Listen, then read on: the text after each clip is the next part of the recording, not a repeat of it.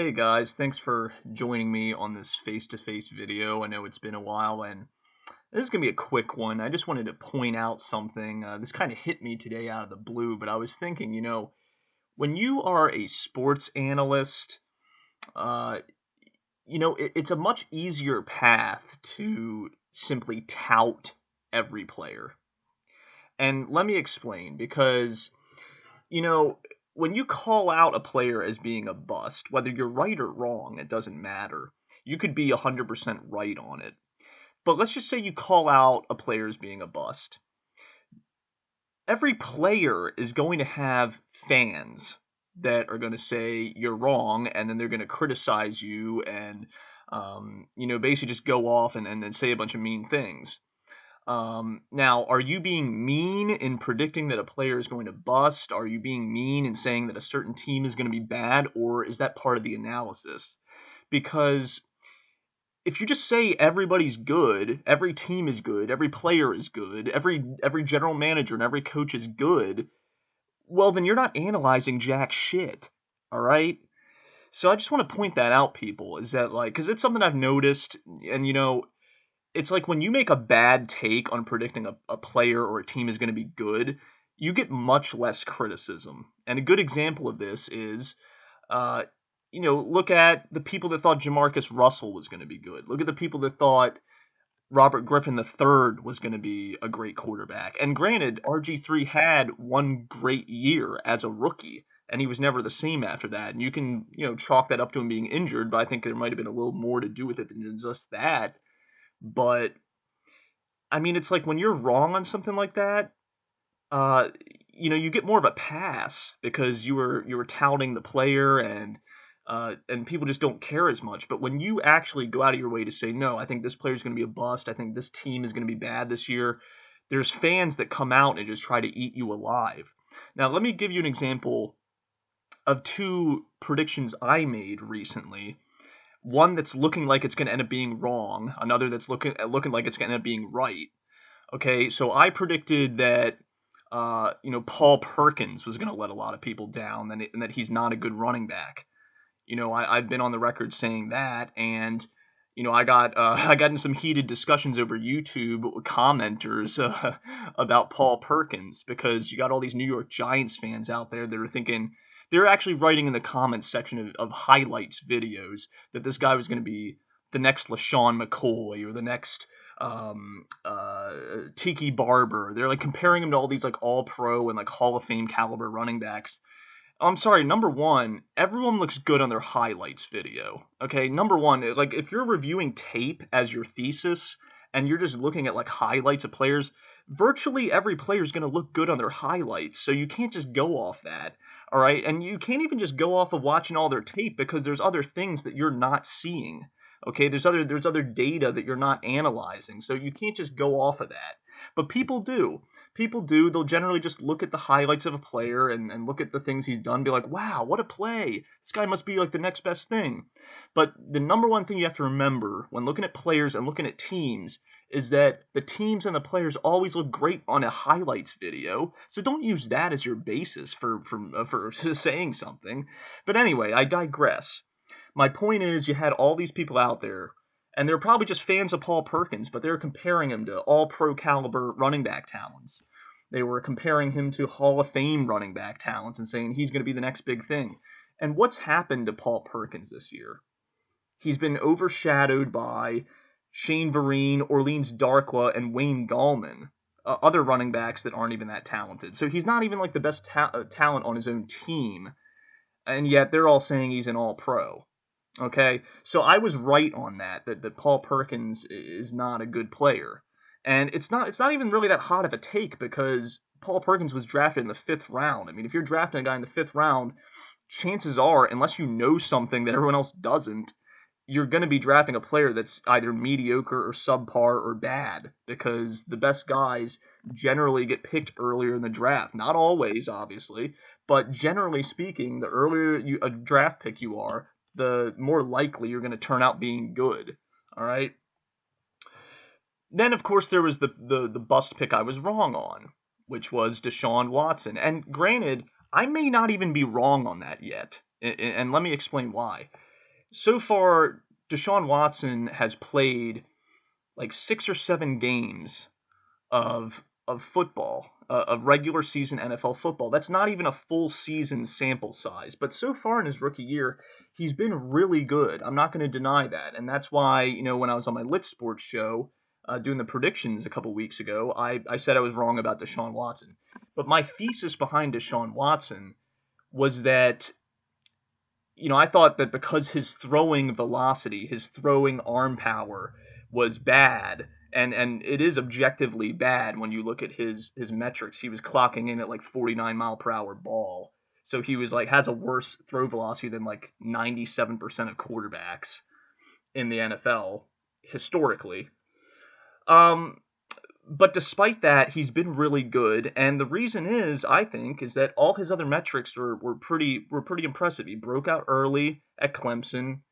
He had a good college QBR. He's mobile, and probably the biggest thing is he's mobile, right? Because even if you're not the best arm talent, if you can run around and you can be that dual threat option for your team, especially as a rookie quarterback, that's going to inflate your numbers. It's going to inflate. It's going to make you do a better job having that dual threat ability.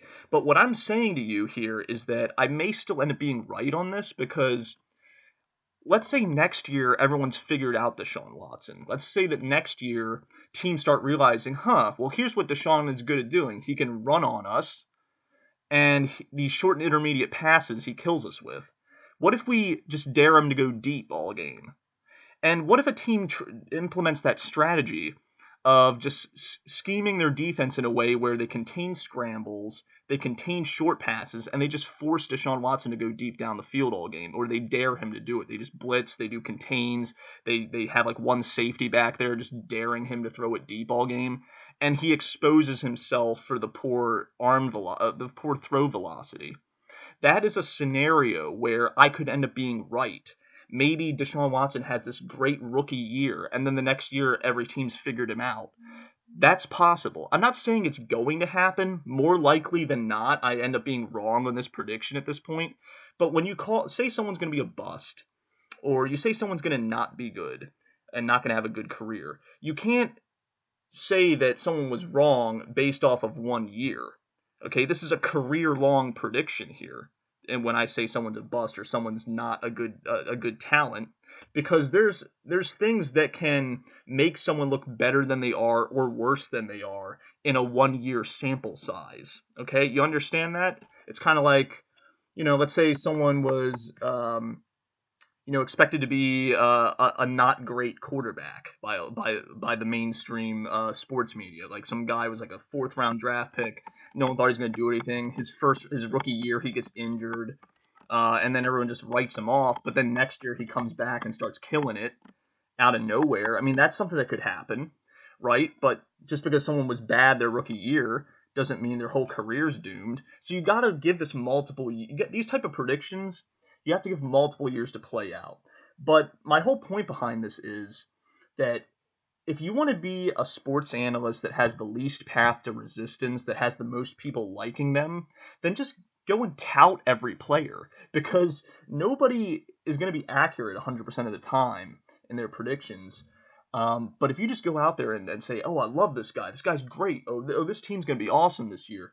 You're not going to have a whole lot of people criticizing you because all the fans, even if you're wrong, are going to support your position. They're like, oh yeah, he's touting my guy. Like he thinks my guy's going to be great. Oh, he thinks my team's going to be great. So even if you're wrong, you're always going to at least have that fan base supporting you. What's a lot harder to do as a sports analyst is to go out on a limb and say, this guy's going to be bad. This team is going to be bad because of X, Y, or Z. Because even if you end up being right, you're going to get a lot of heat for your prediction. And this is something that out of the blue just hit me today, because I was thinking about Skip Bayless and how he used to tout Tebow, and he used to tout Johnny Manziel, and he used to tout RG3. Johnny Manziel is the crazy one, because do you remember when Skip Bayless said that Johnny Manziel should have been, the Texans would forever rue the day that they passed on Johnny Manziel with the 1st overall pick? Do you remember that? And where's Johnny Manziel now? he's not even in the league playing anymore, and he's still a young guy. So like, where's everyone going back and giving Skip Bayless heat for that ridiculous prediction? And no one, and not that many people seem to be doing that, because it's like I said, when you give a positive prediction, when you say someone's going to be good, a team's going to be good, this year this team's going to go to the Super Bowl, generally you don't get as much heat as saying this team's going to suck, this guy is going to suck and not have a good career. And I just laid out for you why. But you have to understand, like, even when you're saying you're predicting busts in the first round of the draft, it's like, okay, well, historically we know that like 50% of first round picks end up busting, end up being worse than where they were drafted. This is just like an objective fact. And yet you could pick any first round guy or second round guy or third round guy, and you're gonna even if you end up being right in the long term, in the short term you're gonna get a ton of criticism and heat because there's gonna be people out there that think you're wrong. But like I said, my whole point by making this video is just kind of point out the interesting thing in sports analysis, and this could probably be extrapolated beyond just sports analysis. You could probably push this out to like other subject matter. Just having a negative opinion of something versus having a positive opinion, the reaction you get from people is just amazing, and because it doesn't, like, whether your prediction's right or wrong, it's just amazing, like, the difference you see in reaction to the negative prediction versus the positive prediction. So anyway, that's just my thought of the day. Go ahead and comment, let me know what you think about this. And actually, one more thought before you drop that comment. I'd also like to point out how people always try to sound like more tough on the internet, and like they'll be so willing to just like curse you out and threaten you and do all these things when it's over the internet. Like, the way we interact over the internet compared to face, it's just so much different. It's so different, and I hate that about today's society, like how people are so willing to just go off on the internet. Like, no, you should act the same way on the internet that you do in real life, really. But people think because they're behind a keyboard, they're safe and they can just say whatever they want.